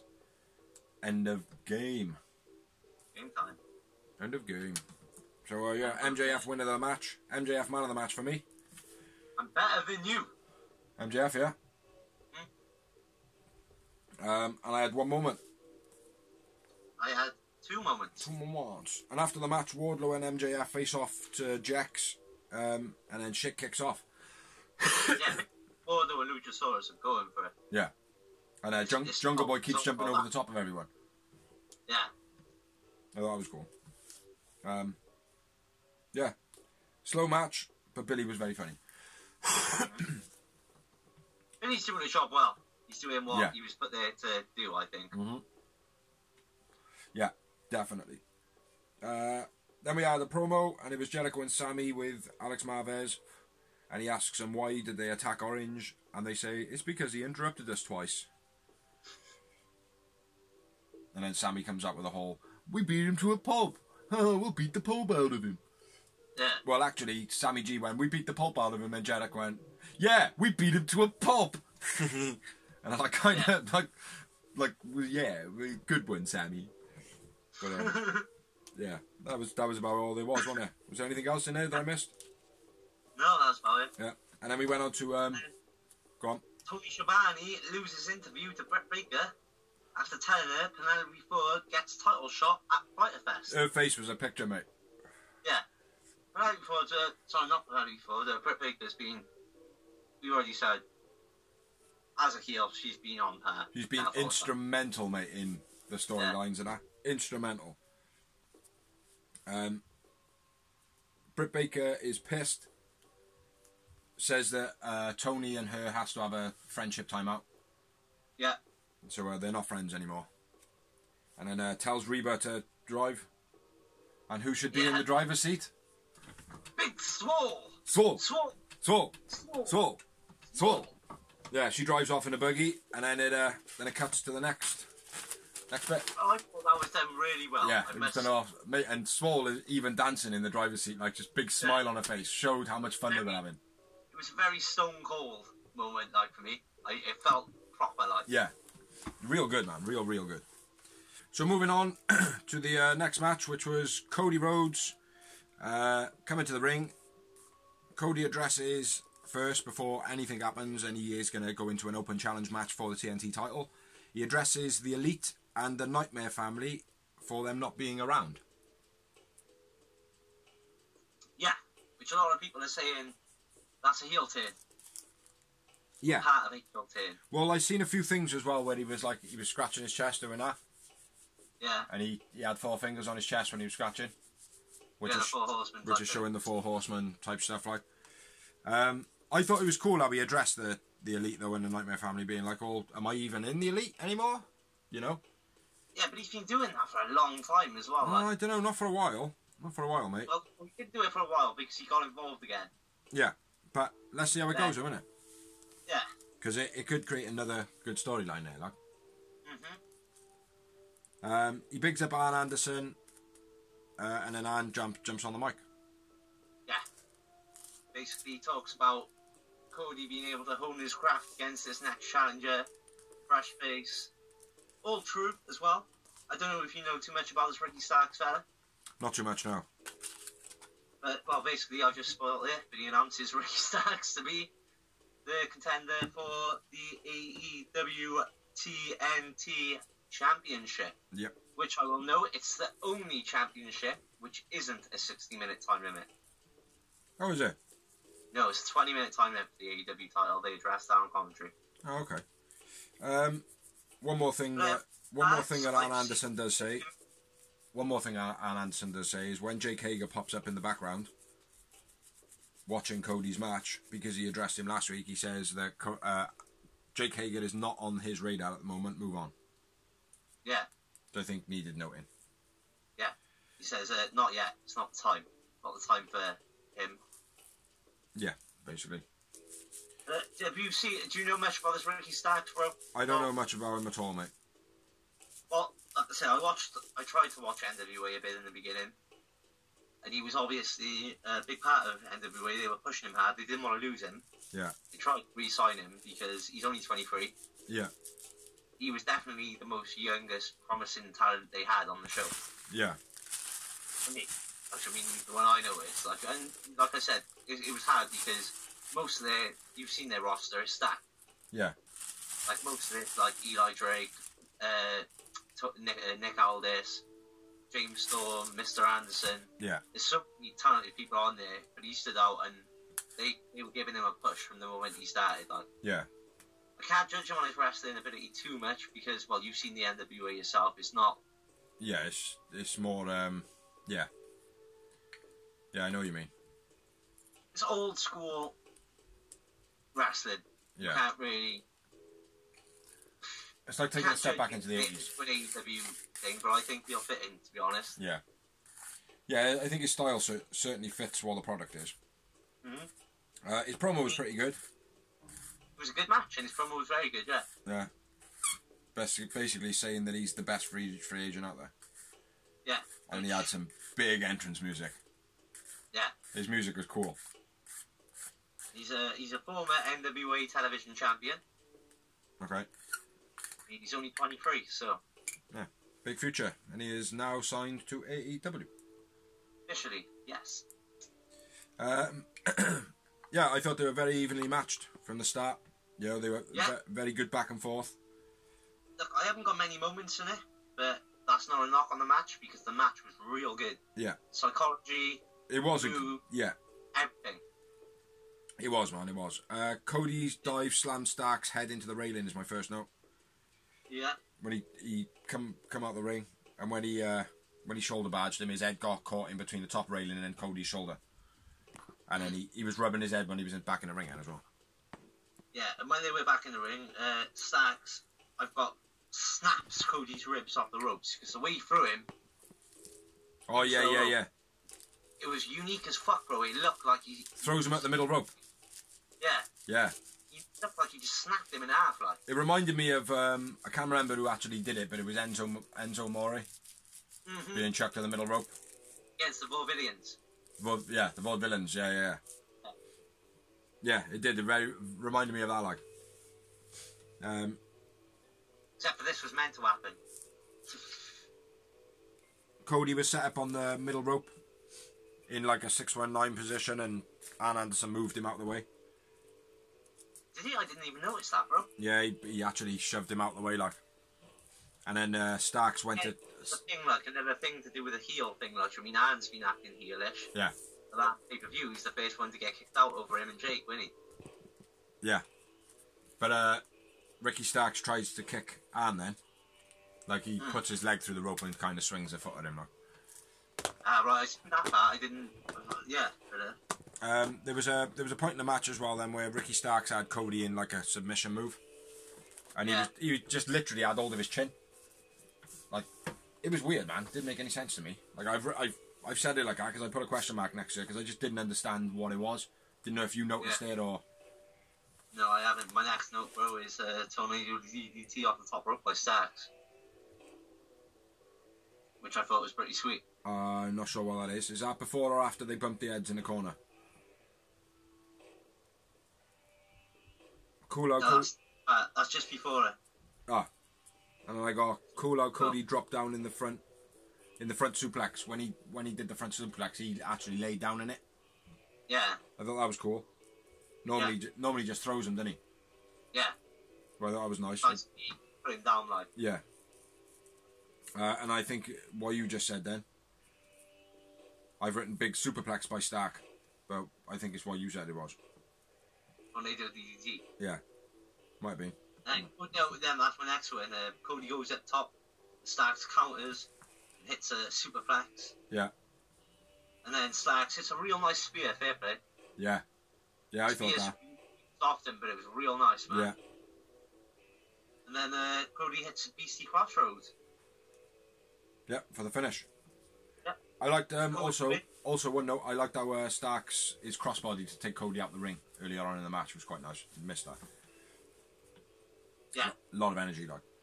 I went with Starks man of the match for me.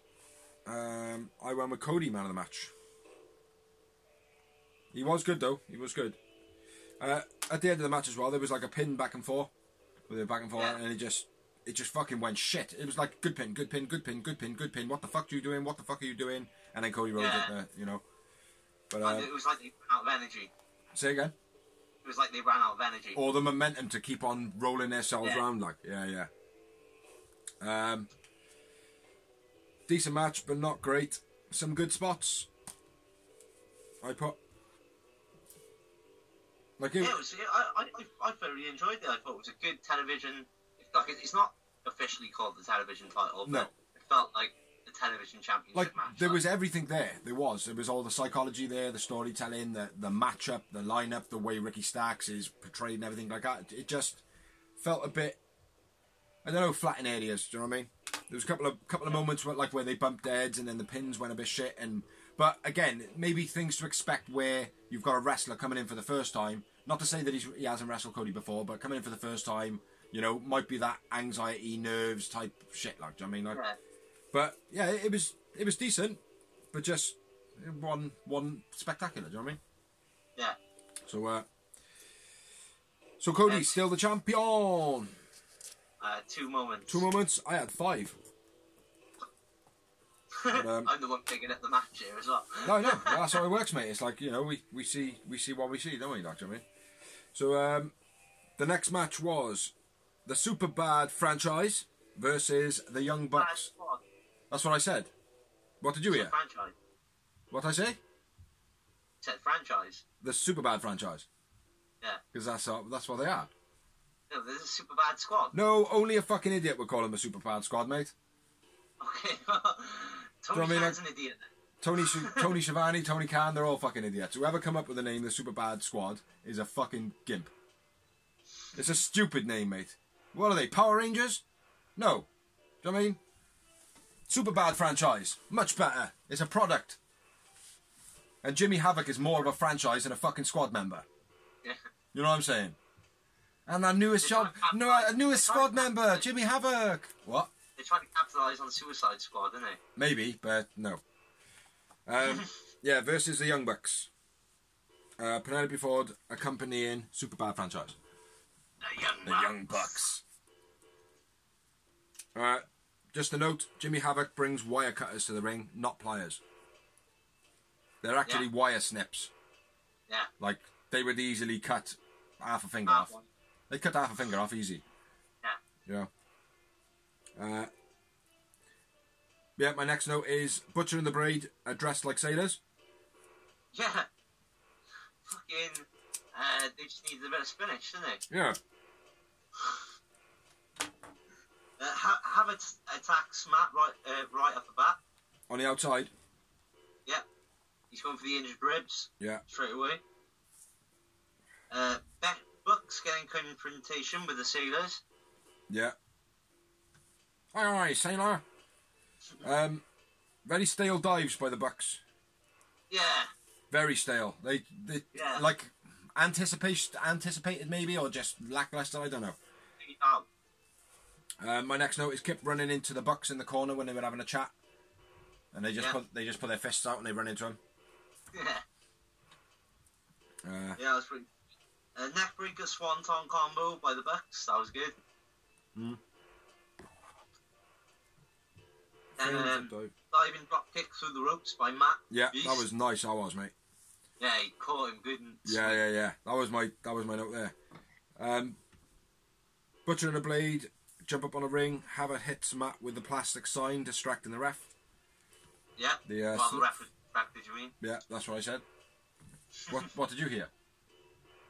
While distracting the ref, he hit him with a sign. I don't know how you heard that, mate, because I said it exactly the way you said that I said it. Nice how Jimmy becomes a distraction for Kip to do the atomic drop. You know when they throw him in the ropes and then Kip Havoc like ducks down and then Kip gets him in the atomic drop, then Havoc gets back up and does whatever. Yeah. Him dropping down before anything literally does nothing other than causes like you to go, oh fuck, there's someone in front of me in a place that they're not normally in, which I think is very, very cool, man. You don't see anybody else doing that. Like it looks Yeah, exactly. it looks a little sloppy, but at the same time it makes that person think and be off guard. Like, do you know what I mean? Yeah. So I think that's quite unique. I like that. FDR approach the ring at this point. Yeah. Did they? No, not yet. Have a cut in the finger of Matt with whatever he did. When the ref's back was turned. I got it right there, bro. Matt out onto the ramp, then what you said. FDR approached the ring. To stop Butcher and the Blade attacking Matt. Well, yeah. Pretty much. Yeah. And then Sabian goes for a springboard Hurricane, but Matt counters into a powerbomb. That was nice. I've lost it. Yeah, go on.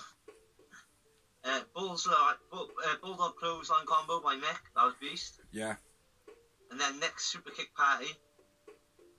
Face buster over the top rope onto the ramp. Yeah. Havoc distracts ref. Havoc distracts the ref and Ford hits Nick with a sign. You've already said that. No, it was a different time. Well, it happened twice. Yeah, Penelope Ford hit him with the sign. Oh, did she? Yeah, at the end. Okay, fair enough. And then Havoc hits the death. Oh, yeah, DDT. I've got that. Yeah, Nick gets that's later. Nick gets a sharpshooter there, Oh, go on then. and then Penelope intervenes with a sign or a wrench. I read. Oh, She hit him with a sign, did she? yeah, another slippery one wet. Yeah, and then the Bucks hit risky business. Get a 2 count. FTR and B&B confront each other again. Yeah. On the outside. Yeah. They almost cost the Bucks. So obviously one of them is like, what's going on, man? What's going on? Yeah. And then he gets out of the ring. Yeah, it was Matt left in there, wasn't it? Yeah. Yeah. And then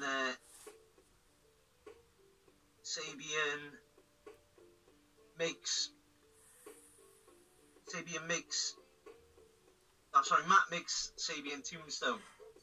Yeah, for the finisher. Yeah. That was beastie. Yeah, I like that. Oh, excuse me. Yeah, it was that was very unique, man. I've never seen him do that before. I don't think. Yeah, they super kick Kip's knees. And that's it, isn't it? That was the end of it. Yeah.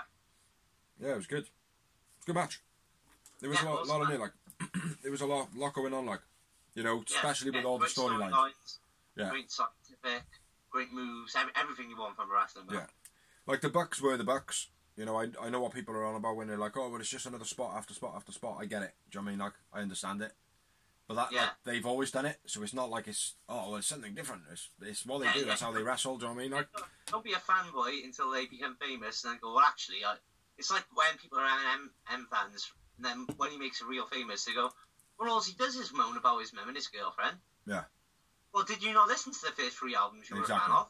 Yeah. Exactly.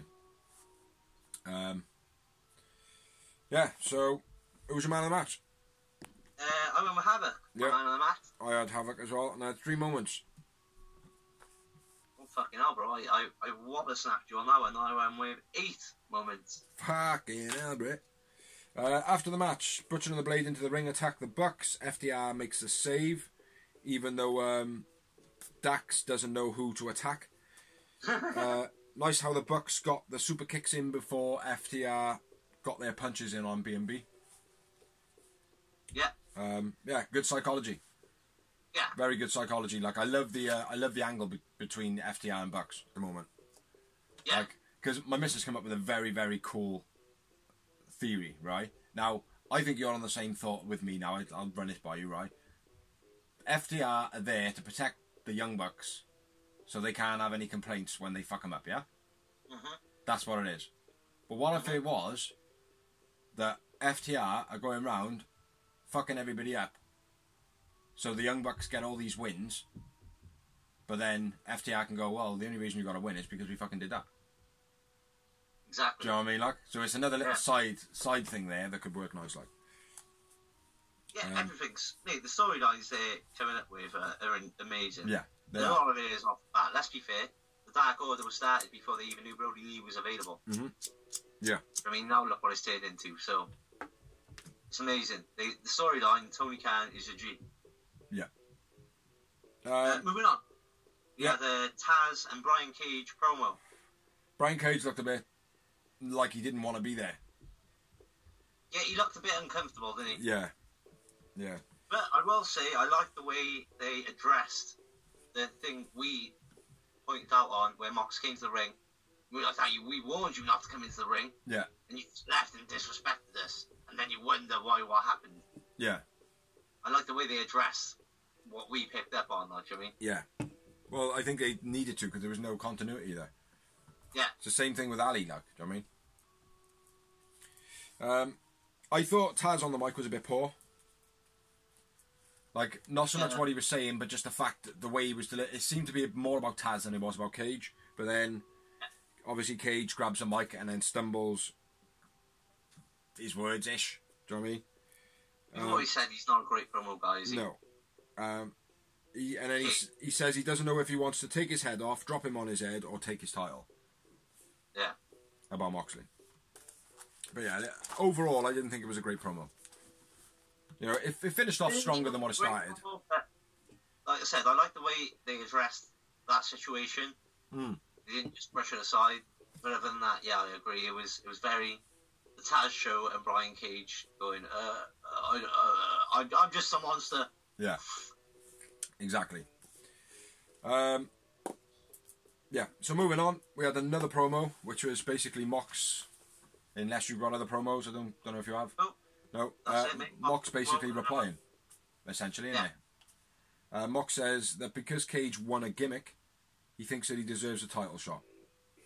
And he says that he's got demons that only beating people up can get rid of. Which I thought was fucking wicked, man. I thought it was wicked, like, I mean, I have demons, and the only way to get rid of them is by murder. That's kind of what it was like, I mean. I have the ring trying to climb out of the back of my head. Huh? Mox has been on fire in every way. He can't ask for a better AEW champ at the moment. He's a beast, mate. He's a beast. Other than Jericho, there's no better person to be champ. Yeah. And then moving on to Over the Doors. Oh, no, it wasn't. It was next week's matches. Over the Doors.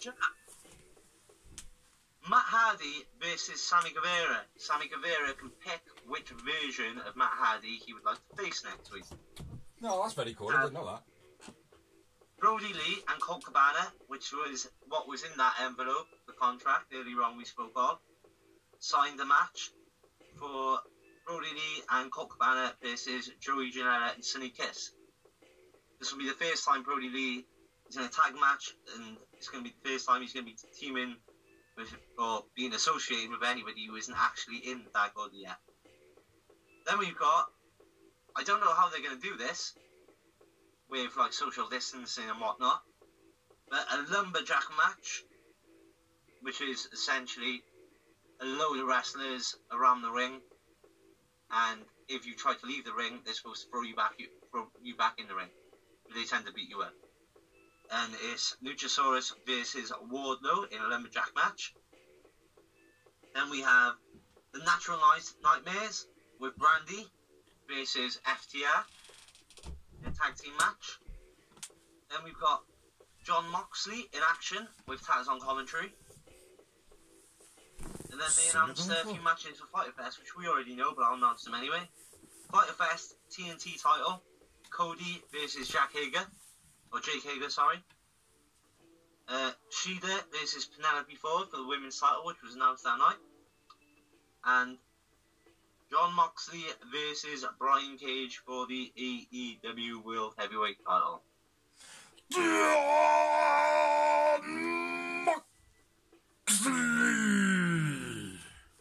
And who's going to win that bad boy? Moxley. Yeah, man. That's what I think. And the lumberjack match, what I would like to see would be the lumberjacks all get fucked up by Luchasaurus and Wardlow. Mm-hmm. That'd be cool. That'd be something different. That they can't contain them. How are they going to do it though with social distancing and whatnot? They've all got like riot shields. I have no idea, mate. I tell you, that's what's going to happen now. Yeah, fucking right. Like, how can we get around this? We'll check out Biggs and Dawes' blog. Riot shields. Use riot shields. Yeah, so moving on from over to Dawes, we had Reba searching for Britt Baker after she had been kidnapped by Big Swole. She finds her in a dumpster. Yeah. Looking like a raccoon. I thought it was brilliant. Mm. Very good. Mate, her ramblings were so good. It was so much a Stone Cold versus Triple H big net. Like, Yeah. I mean, Yeah. it was so Real. It was real, mate. yeah. There was actually trash in the bin. Do you know what I mean? And that's not me knocking AEW at all by pointing to a past segment. Yeah. Because that was when wrestling was in its golden era. That's not people. But it's the vibe. It's not so much stealing like something that they did. It's just the vibe that it created. Yeah. You know? Yeah. No, I agree, mate. I agree. So she's in a dumpster. She fires Reba. And Reba goes, "Oh, brilliant. Does that mean I'm free?" No, you're rehired. And then tells Reba to get on the phone to Tony. And then says that she's going to get Big Swole. And then she's shouting that she needs to get an ambulance. Someone needs to get her out. Someone needs to get Tony Schiavone on the phone. Where's Tony? Why isn't Tony there? Reba tells her they're on a friendship break. And then she's screaming at her. And then, yeah, it was a very, very cool bit. If you haven't seen it, check it out on YouTube. I'm sure it's there. Very attitude error. Yeah. And then it's your part. We're down to the main event of the evening. That's right, he says the evening. There's no two words, there's just the evening. The evening, motherfucker. It's like, I can't think of another one. And that was between Chris Jericho and Sammy Guevara versus Best Friends. Now, I can't remember if it was a stipulation on this. Was it a stip? What? Was there a stip on this match? Was it a number one contenders for anything? Yeah, the Best Friends are the number one contenders for the tag team titles of Fyter Fest. Yeah. And if they lose this match, the Sex Gods become the number one contenders instead of Best Friends. Right. I wasn't sure if it was or not. Yeah, 100%. And it was for TV time remaining. Best Friends attacking in a circle to start off straight away. taking it to the outside. I thought it was before the bell, but it wasn't. It was after the bell, I think. Yeah, I think it was. Or it was on the bell, at least. Or they just rang the bell during the attack. Possibly. I didn't catch her. Nice spear by Trent to Sammy on the outside. Yeah, he does it every week, but he does it regularly every week good. That's what matters. The consistency. Yeah. Tell you what, though, Sammy was so quick in the ring. He did a run of moves, finished it with a drop kick. So quick, man. He moves like a fucking gazelle, mate. Sammy Gazelle. Huh? Matt Hardy was on commentary. Oh, yeah, I forgot about that. That's like my first note on it. Yeah, me too. Lion Salt hold his knee. Oh, yeah. Jericho hits Lion Salt, holds his knee. I thought for a second, then I was like, oh, no, not another one with a fucking knee injury. Big chop by Trent, and then he hits him with like a running forearm push or badge, like Benoit style. Yeah. Benoit used to do it. Very Smash cool. that. Yeah. Very cool that was, mate, for him. It suits him, I think. He's a beast pumpkin. Pumpkin? Pumpkin? Pump kick. Beast pump kick by Sammy. Yeah. Then Trent by Grease, you just jump straight up. And it's a beastie spin back-to-back suplex. That's when he was being quick. Yeah. Yeah. Go on, you got any more? Trent jumps over the top rope. Jericho clocks him with... The bat. Yeah, a bat, but what's the name? Floyd. Floyd, that's it. Yeah. I don't mind Franklin. Then throws him into the rails.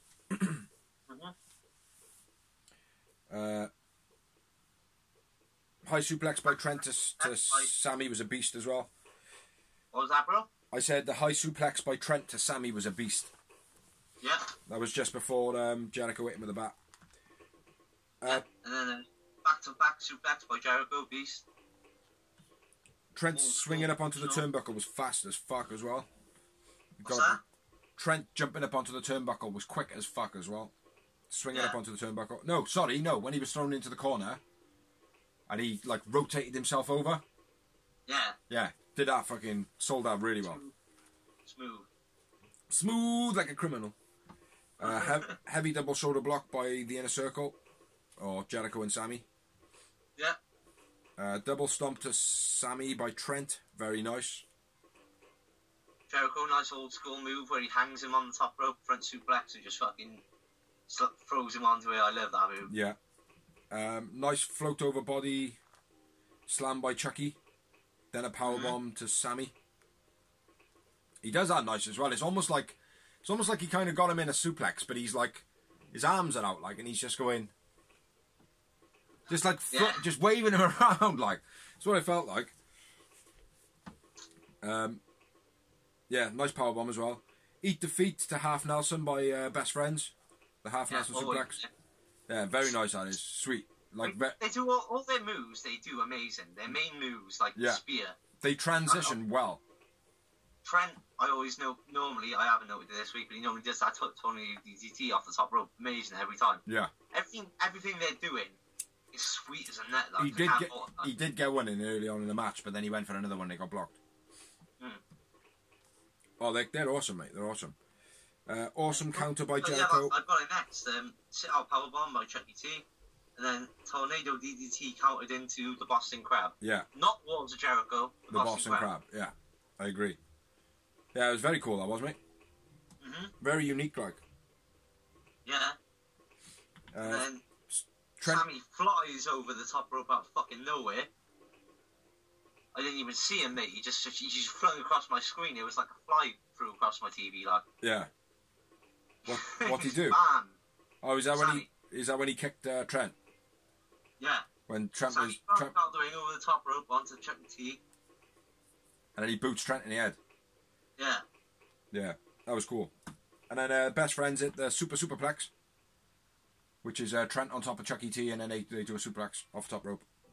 Yeah. Chucky takes out Jericho on the outside. Chucky... He was to use a chair on Jericho. Yeah, he grabs a chair. And then... the ref stopped him. Yeah. Sammy hits Trent with a bat while the ref's back is turned. In the ring. Yeah. Sammy trips on the ring apron. No. Or the camera man. Cameraman. Or the cameraman. He got trapped on the cameraman. Yeah, and then whatever Trent's finish is, which I'm not sure of the name of it. I've put Widow's Peak-ish thing. I haven't even read it, so... Yeah, well, Trent hits his finisher. Basically, it's what they do as a tag team. They do it as a double team, but he hits it on his own for the finish. So yeah, best friends win the match. Trent man of the match. I went with Jericho. Jericho. And I had 5 moments. And I had... Snap. 5. Yeah, we won. Tidy. And then after the match, the cameraman walks up onto the ramp. Looks as though he's going to apologise to Sammy. No, he doesn't. He walks up onto the ramp, puts the camera down, gets in the ring, takes off his mask, and it's Orange Cassidy. Yay! It's then fucking brilliant because the commentary didn't even really know it. They were like, did he trip on the cameraman then? Yeah. Or, like, it was done so well. I thought, like, now, if I was an 8-year-old, I would have been so flabbergasted. Mate, my missus was watching it. I went, like, I even put it back when, like, just before he tripped. And I went, oh, well, right, make sure you watch. And I literally just pointed at the cameraman. I went, like, right to the screen. And she was like, what? What? I don't see what it is. I don't see what it is. And then he obviously climbed up, got in, like... And she's still, like... Yeah. As soon as I seen him put the camera down, I was like, oh, it's orange. Do you know what I mean? Like, she was like, what? What is it? As soon as he tripped him, mate, I seen it on the replay, and I was like, the commentary ain't playing on it, but me being me, I was like, nah, it's Orange Cassidy, like, you know what I mean? But like, if I was an 8-year-old kid, or even if I was a little less of a know-it-all of a wrestling fan, I would have been like, wow, because like it almost got me, like, you know? Yeah. I was like, that. I think it was the best cameraman surprise angle that's been done in wrestling for fucking years, man, honestly. I really do. Yeah, it was good. And I think he was there the whole match. Yeah, that's what I mean. I think he pretty much filmed the whole match. Like, yeah. It was absolutely awesome. But he takes his mask off, attacks Jericho like a beast, and then hits him with a Superman punch. Yeah, which people are saying, which I pointed on this from day one. Somebody teach Roman, Orange Cassidy needs to teach Roman Reigns how to do the Superman punch. Yeah. This is fucking beast. Yeah. But I've been saying that from day one. It was a good promo at the end, man. Like good build to the Orange Cassidy, and then it was advertised that Orange will fight Jericho at Fighter Fest, which I'm well looking forward to. That'll be good. Because Jericho can fight anyone. Yeah. He's proven it. And so can Orange Cassidy, by the looks of it, mate. Yeah, exactly. That's what I'm saying. Do you know what I mean? So, but that's the end of Dynamite. That's the end of the show for Dynamite. Yeah. And then we'll move on to the news in a second. What did you rate it? I went with we including Dark? Yeah. 7. I give it a 6 out of 10 this week. I felt like Dark took a lot out of it, and Dynamite didn't have that oomph. Dynamite was so good though. Dynamite was amazing. I don't know. I didn't think it was. See, I didn't think it had that energy. It had some good matches on it. I thought they've done the best promos they've done in a while. Like, I thought the Big Swole thing was amazing. Yeah, just overall though, man, I just think it lacked a little. But still good. Right then, so we're going to move on to the news. And rumours. So, rumours this week. Do you want to start it off? Yeah, man. I will indeed. 2 secs. My book has got stuff on it. So first off, Impact and EC3 teasing massive Impact return, proper plug in it. Yeah. Anybody who hasn't been watching Impact, they've been, ever since the releases have come up, the WWE releases, NXT, blah blah blah, they've been promoting ahead with people who are going to turn up to Impact. They're guaranteeing a former world champion is going to turn up at Slammiversary, which narrows the list down. Yeah. EC3 has been plugging it, and so have Impact, where as in Moose was fighting recently for his TNA heavyweight title. If you know, I'm not going to explain the whole storyline. It's a bit too complicated. It'll take me ages. Yeah. Because Tessa Blanchard's the world champion, blah blah blah. But anyway, basically, Moose wins this match, and then they play Trouble, Trouble, Trouble, Trouble, Trouble, Trouble, Trouble, which is EC3's music. Ooh, trouble, trouble, trouble, trouble, trouble, trouble, trouble, trouble, trouble. Oh no, we won't go there. Is that what you got? Is that done? He also posted a photo on his Twitter account with an ROH flag in the background. Yeah. Impact. So. Yeah. He is. He's pushing a lot of promos here and there. He's good. He's doing good. What did he do, though? He has a promo with AEW once. No, I know. Which could be amazing if he rocked it. Yeah, but he should promo it though as well. You know. But yeah, he should. Next bit of news, yeah. Yep, you. Statlander is out with a high-grade tear to her ACL, and it was from the dive to Kip Sabian at the end of last week's show. Yeah, she tweeted out, I told you I was going to dive on Kip Sabian again. I didn't lie, but... Yeah. But I've done my leg. I'm going to do as much as I can do on TV as I can. Obviously, she can't wrestle, but she can do what like Bob Britt Baker's doing and promo. Yeah. So big ups to her for that. Well, it would be good. It would be good to see Britt Baker versus Chris Statlander in like a montage battle. Do you know what I mean? Like training in wheelchairs. Wheelchairs, but with what are they called? This long sticks they used to do jousting. Oh yeah, joust. Yeah. Instead of horses, we'll have wheelchair carts and a joust. Yeah, I think that'd be cool. And call it the Wheelchair Wars. Yeah. But yeah, it's such a shame, mate, because obviously the women's division has been hit hard. With Britt Baker being out now, Chris Statlander for me was one of those people which could have filled their position. Yeah, that's all right. That's okay. We'll move on from that. A little bit of news on that. She did reveal as well that she can do the 450 splash and Kenny Omega won't let her. Yeah, I read that as well. I thought it was a bit rude on Kenny's behalf. Yes and no. I think there's a reason that Kenny's not letting her do it. Well, she has over-rotated it twice, she said. But I think it's part of the whole spinal tap with AJ Styles. Don't do it every week. Do it on a paper. We'll do it when we need to do it. Maybe. Hopefully. My next one is... Well, it's going to lead into one of yours, actually, which is WWE postponed SmackDown taping due to positive COVID-19 result. Yeah. So, you've got a lot more on this. I haven't got a lot more, but WWE have confirmed the cases of COVID, but they didn't actually reveal it to the wrestlers when it was found out. And that's been leaked by some wrestlers that are a bit pissed off.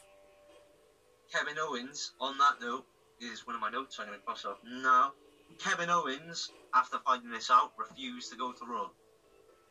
Good. Good on him, mate.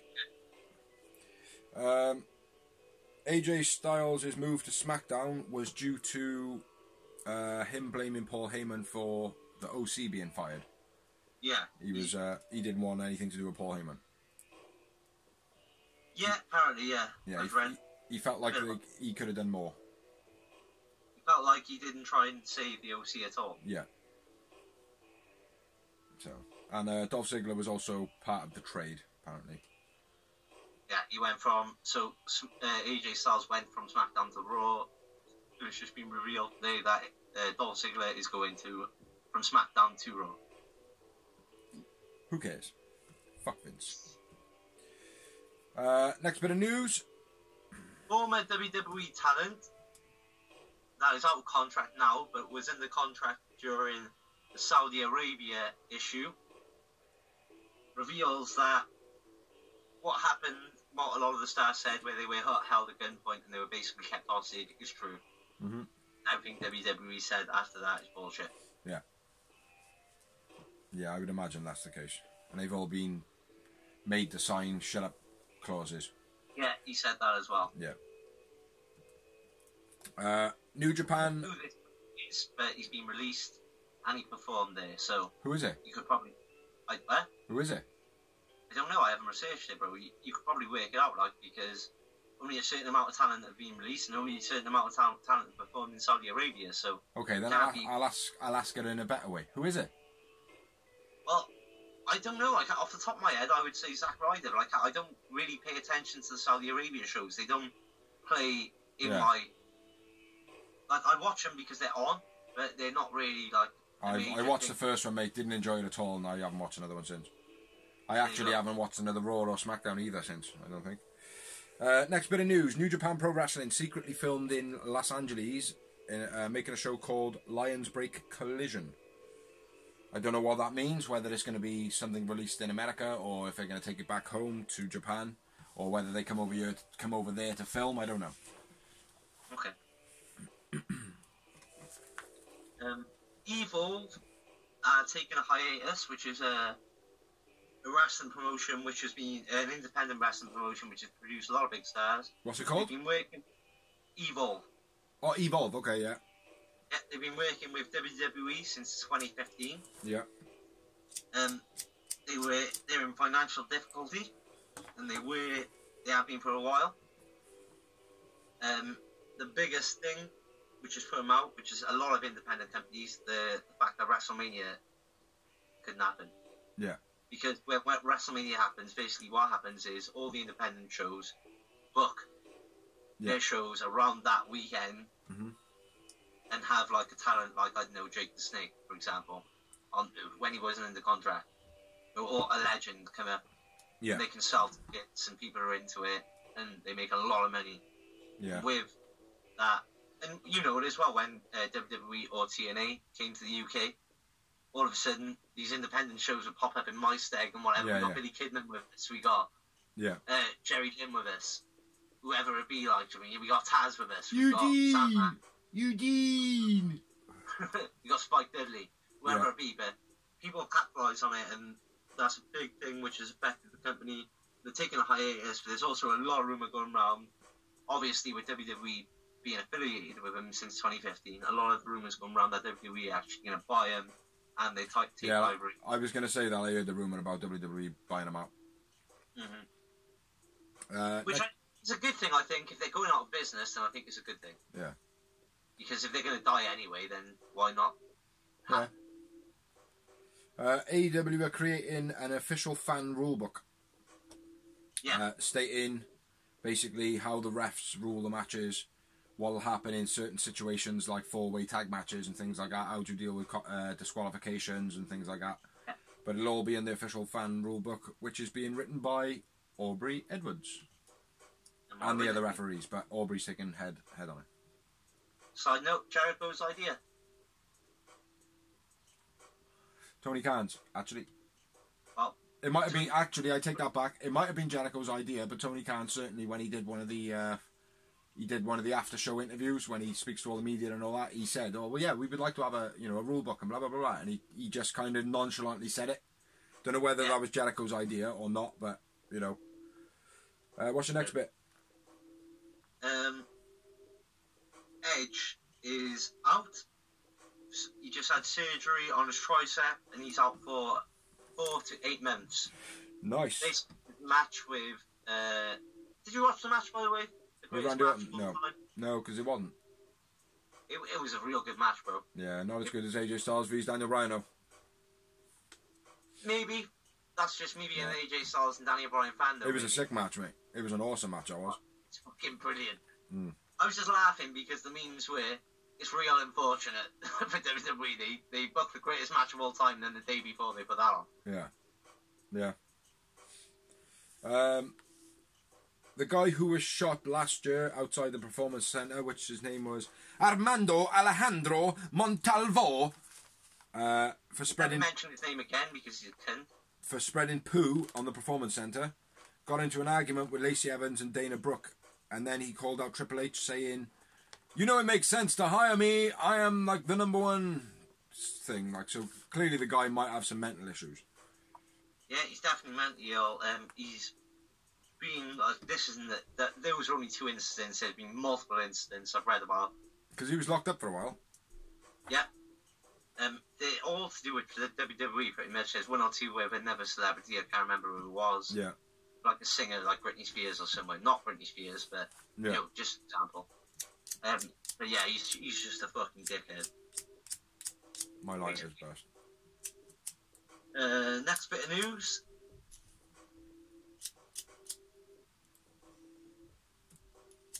Yeah, on you, innit? Yeah. I'm trying to read it. Michael Hayes, producer of WWE, out for a while due to hip surgery. Who? Michael Hayes. Okay. John Schuyler, who wrestled in Dark with Brady Pierce, I think it was, against The Dark Order. Against the Dark Order, yeah. He did his ACL, MCL, and his PCL in his right knee. He's out for 6 months. Yeah, shame. Nasty. But again, like I said, big ups to the guy because he finished the match. Always respect for that, especially when it's an empty arena. And I say that because normally, like, I imagine when you're hurt, yeah, you haven't got that.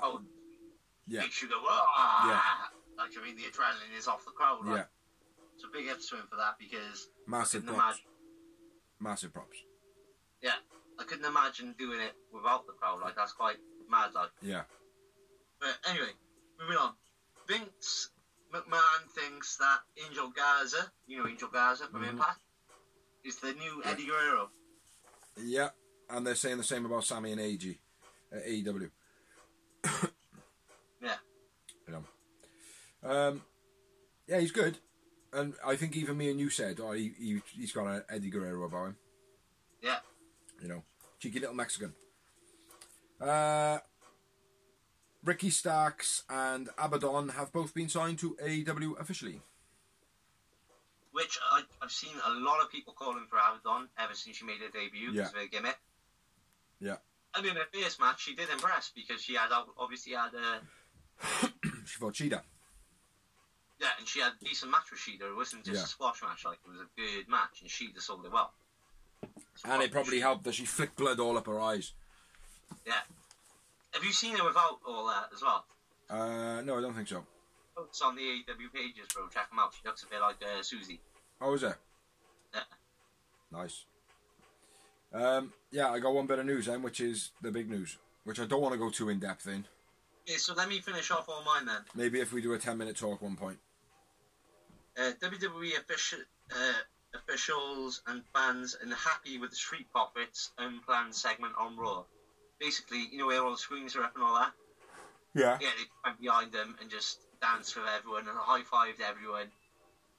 And, you know, WWE didn't plan that. It was just off the Street Profits bat, and everyone's pissed off, and the fans, the TV company, and WWE. Okay. Fox unhappy with the Jeff Hardy segment of last week, where basically Sheamus made him do a drug test. He pissed a pint of lager in a pint of fucking vodka. Yeah. And then chucked it all over Sheamus. And threw it in his face. Yeah. Yeah. So Fox are well and happy about that, and everywhere else, apart from the UK, it was wiped off the segments, basically. Yeah, the West Coast. Yeah. And then AEW beat NXT in the ratings again. Yeah. By about 30,000 this time, wasn't it? Yeah, but to be fair, both ratings went up.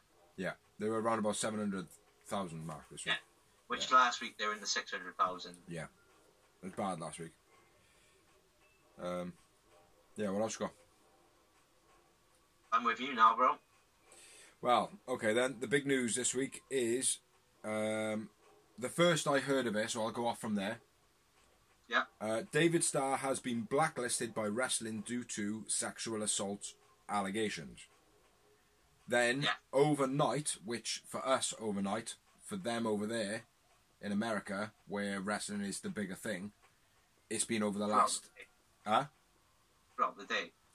Yeah, throughout their day, and over our night, loads and loads of people have come forward, and the last I checked it, there was 70 people that have been accused of either sexual predatory behaviour, or blackmailing, or blacklisting, blackballing, racism, assault, bullying. There's been lots of shit coming out, like, you know. Yeah. Now, that happens in every single sport. Yeah. Like, look at Jen Decker, for instance. She's she's the Favre girl, which was an NFL thing. Do you know what I mean? Like you've had it in the Premiership, Ryan Giggs. Do you know what I mean? Like it happens everywhere. That like stuff like that. Like you know, not to say that it's acceptable. I am really gutted that it's happened in wrestling. Do you know what I mean? I'm really gutted the amount of UK talent on it. Yeah. For a start. Well, 90% of it is UK talent. Like, that sounds like really fucking bad, but obviously, like with the UK talent, I've seen them. I've been to a lot of independent shows. Yeah. I've watched them on TV. They're my guys. Like I'm behind them a bit more because the Americans, it's easier for them. It's on their doorstep. Whereas when you're a UK guy, you've got to leave your family behind. You've got to change your whole culture. There's no excuse for any. I'm not saying you're making an excuse or anything like that, but there's no excuse for what has been alleged. Yeah, but I mean, I will be proven innocent until guilty. Yeah, exactly. Because, like I said, there are a lot of names on there which we know about. Like Enzo Amore, I've already pointed out, has been completely cleared. Yeah. Oh, excuse me. Oof. Sorry about that. Completely innocent. But then you've got other names on there, like Alberto Del Rio. We all know he's guilty. Yeah. But then there are, like, most of the other names I wouldn't have a clue about. I mean, the biggest name for me that I spotted was Jim Cornette. Yeah. And most flack was on him, and it was the most believable. Well, there are a few names that have popped up. I've got David Starr, Jordan Devlin, Dave Lagana, Travis Banks, Joe Coffey, Tyler Bate, Josh Bodum, Jim Cornette and his wife, Jack Gallagher, Jimmy Havoc, unfortunately. Who else you got? I haven't got any of them written down, so I'm just going to go off the top of my head. Wood Ospreay, B. Priestley, unfortunately. Yeah. Mark Hendry, is it? The gimmick singer? Joe Hendry, sorry, yeah. Tyler Bate. Will Ospreay, Joe Coffey, Ligero, Joey Ryan, Mikey Whiplash, Marty Skrull, Bubblegum, Kid Fight, Alexander Dean. Some of them I don't know who they are. Do you know what I mean? But this list is going deep. It's going deep, like, do you know what I mean? Like, and so it fucking should. If this stuff is happening, and like some of it will have happened. Not to say all of it. It kind of reminds me of like when they all came out with the BBC. Like I said, mate, it happens in every but it's like the BBC. motion. Like, you know, nothing happened. Then all of a sudden, the floodgates opened, and everyone was guilty. Everyone just got nailed. Yeah. Well, it might happen the same. That's wrong. Like I said, anyone who's guilty, I want them done. Yeah. No matter how much of a fan of what I am, no matter how much. Yeah. I respect you don't take your power. You don't take your power that way, like, do you know what I mean? Like, exactly. You don't take advantage of it. But yeah, I don't want to get into it too much because obviously it can open up a big barrel of shit. Like, we'll do a 10-minute talk. We'll do a 10-minute talk. Proven Innocent until guilty. Yeah. Yeah, so that's us done. That's Dark, Dynamite, news and rumours. That's all done. I suppose there's left to say thank you to everybody that watches. Thank you to everybody that shares. Thank you to everybody that allows us to share. If you're happy with us sharing on your pages or anything like that, or you want us to share on your pages, or if you want us to share your pages, chuck it in the comments. Let us know somehow. You know, don't just put up, "Hey, do you want to be friends?" Because that doesn't make any fucking sense. Like, do you know what I mean? Like, but yeah, you know, thank you to everybody that's helped. You know, thank you to the missus for the Lucha Brothers t-shirt, because I haven't actually thanked her for that. Thank Dorsey for, you know, still being active and alive on the other end of the TV. Do you know what I mean? Like, so yeah, Dorsey's been awesome. I've been awesome. He's been pretty good. And yeah, that's the end of it. So Dashberg. So I suppose we'll catch you next week. Yeah, man. Bye.